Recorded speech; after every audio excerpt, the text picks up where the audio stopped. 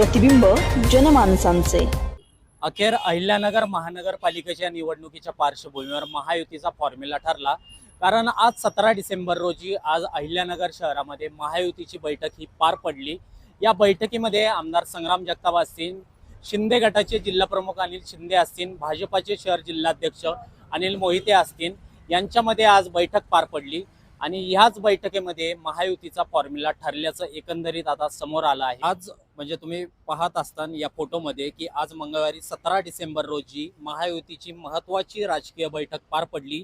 यामध्ये शहराचे आमदार संग्राम जगताप, शिंदे गटाचे जिल्हाप्रमुख अनिल शिंदे आणि भाजपाचे शहराध्यक्ष अनिल मोहिते यांच्यामध्ये महायुती संदर्भात सविस्तर बैठक करण्यात आली।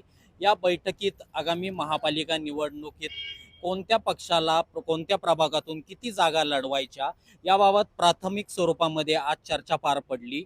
या निवडणुकीतून महानगरपालिका निवडणुकीच्या पार्श्वभूमीवर महायुती होणार असल्याचे स्पष्ट संकेत मिळत असून लवकरच याबाबत अधिकृत घोषणा होणार असल्याची शक्यता आता वर्तवली जात आहे।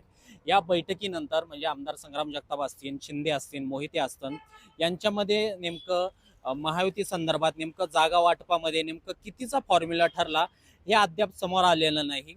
परंतु आज मंगळवारी 17 डिसेंबर रोजी ही झालेली बैठक महापालिका निवडणुकीसाठी मोठी निर्णायक व महत्त्वाची बैठक मानली जात आहे।